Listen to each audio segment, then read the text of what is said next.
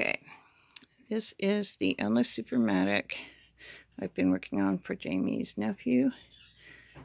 This is one of the earlier Elnas with the thumb nut screw that you have to unscrew.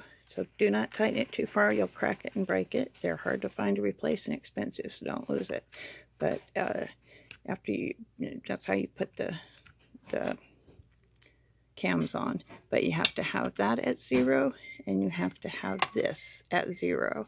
This is your stitch length, this is your stitch width. Have to have both of those at 0 to remove the cam.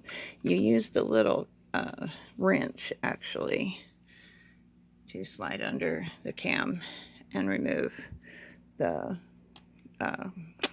cam, but right now I'm putting it in, and I'm going to screw it on the little cam nut on to hold it in place, and then you set your stitch length. Because this has got a reverse stitch and is more complex pattern, you always move it to the stitch width to 4, and you have to push down on this center lever until it gets down to A, and it will snap in place, and this will kind of pop up a little tiny bit out from the machine, and that means that it is ready to sew. Now, normally you wouldn't have this open when you're sewing, but since I was just cleaning and oiling, I wanted to show how it's working and sounding. But see, you can watch those speed dogs down there. See how they go forward and back? That's exactly what you need in order to do the more complex reverse stitch patterns. You go 2 stitches forward, 1 stitch back. You'll see 2 forward, 1 back, yeah. And that's how they do the more complex patterns and stretch stitches. But notice how you have some metal against a harder fabric. Sometimes they're resin, sometimes they're nylon. It just depends on the manufacturer, but it helps the machine be a little bit quieter and smoother operating. At least that's what I tell people. And these just don't try to sew thick leather on it, or super heavy thick stuff, because you will run the risk of damaging it. But these are great little machines. It's pretty decent shape. You can go really slow.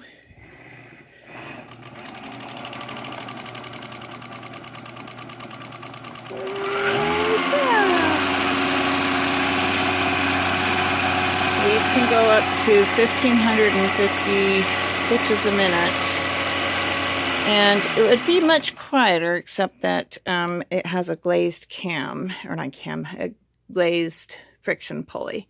But I buffed it as good as I could to smooth it off.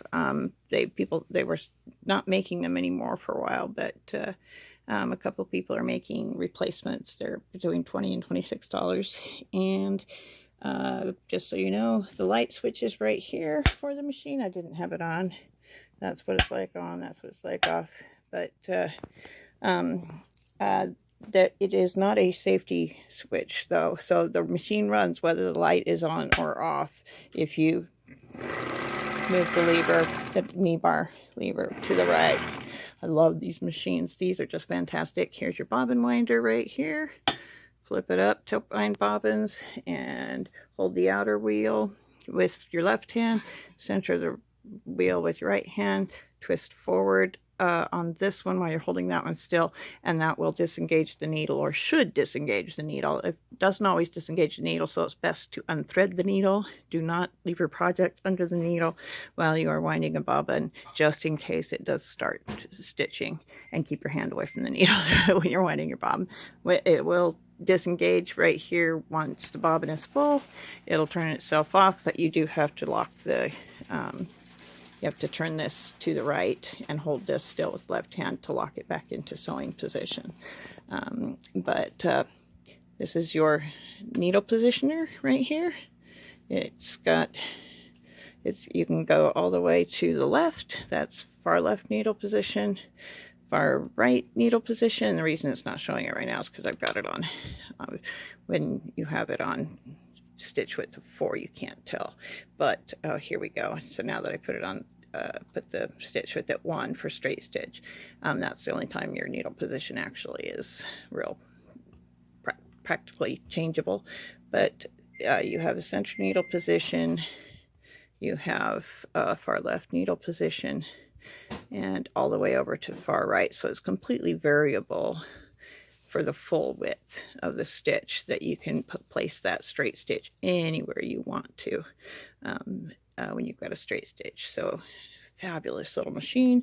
And of course there's over 168 or 169 stitch cam designs available. That's why people charge like between $9 and $15 on eBay per cam. But you're better off buying a set of them. Usually come in a set of 18 for a specific machine, but you're still going to pay usually $40-50 at least for 18 cams. But if you can get them, if you know, choose all the ones that you like. If you don't like them, don't get them. But this is a very, very nice little machine. Another moment.